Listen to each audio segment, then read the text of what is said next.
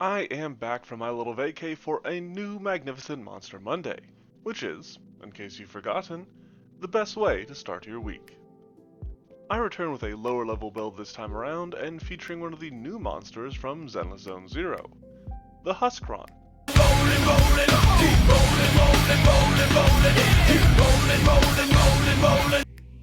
Zenless Zone Zero had a very big update relatively recently, and with it came a whole swath of new enemies of varying levels of annoyance. The Huskron is certainly on the lower end of all that, with stats comparable to other basic Aether mutants, such as the Fawn or Alpaca. However, given the places you encounter the Huskrons, they're scaled to a significantly higher level. They do have a bit more going on than the basic swings and strikes of the other two, which is why I decided to take a crack at designing them. I was able to use their actual name this time around, since they aren't named after a pre-existing monster, as far as I can tell, and I also stuck with the aberration trait. I had somebody suggest using the Konrasu trait for other ZZZ ethereals I make following the Rubble Rouser, but I feel like that doesn't quite fit the nature of these creatures, and ended up refraining from doing so. After comparing the Huskron stats to those of the ZZZ Goblin, or the Rubble Rouser as I called it, I settled on making it at level 3, setting it a bit above where I would put the other simple ethereals.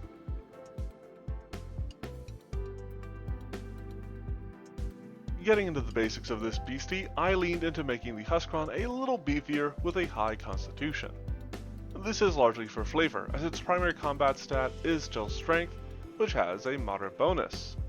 It's more durable than deft and dodgy, so I did go for a low dexterity, and utilized a low wisdom as well, as the Huskrons don't seem to have too much going on up there. This also accounts for their negative intelligence and charisma, as well as their merely low perception. They have dark vision, but that doesn't stop the fact that they almost seem content to let you run by without so much as a how do you do. Skill-wise, we're keeping it short and sweet with a low acrobatics and then a high athletics, which matches nicely with how we've been building it thus far. For the defenses of this discount droid Deca, the Huskron starts with a moderate armor class, but will later have an ability that increases its armor class to beyond high, but only by a single point.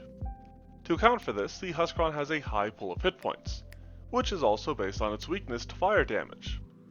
I use this fairly standard weakness based on the vulnerability that the Huskron has in game, but I still haven't settled on a good damage type to represent its weakness to ether damage. As for its saving throws, it will obviously use a high fortitude save in its basic design, and follow that with a moderate reflex save, as they are a bit more physical than they are mental. That leaves it with a low will save. I use this low value here based on the fact that the Huskrons seem to be servants or summons of other creatures, such as the Flame Cantor, who I do want to build. As for its offenses, the heavy-handed Huskron is super simple. It has a single fist strike with a moderate attack bonus, but lacks any interesting traits to its big ol' mitts. They don't seem like they would have agile or anything of that sort to me. They do deal high damage, packing some punch into the Huskron's one and only attack. With all our basics now bared, let's get into the abilities.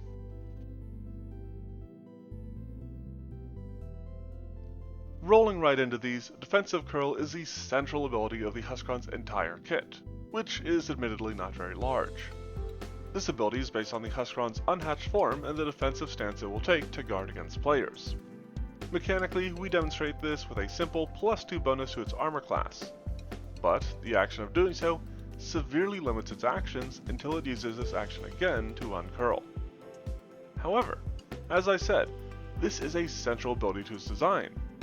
Our other two powers here are both based off of this defensive curl.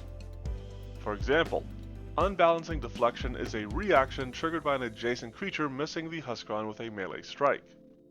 The Huskron throws the foe off guard as the attack bounces off of its shell, and if the attempted strike was a critical failure, the Huskron gets to make a counterattack as part of this reaction, making a swift little strike in retaliation despite the limitations imposed by Defensive Curl. Speaking of that again, the Huskron needs to be in it to use High Roller. While having the Flourish trait, this allows the Huskron to fire itself at enemies either by rolling across the ground or shooting into the air, based on however you want to describe it. Akin to actions like Pounce, this grants a movement in the form of a leap and then a fist strike as a single action. However, If this strike is a success, the Huskron can bounce off of its target and perform this action again, potentially allowing it to chain 3 bounces into a single turn if it can get lucky.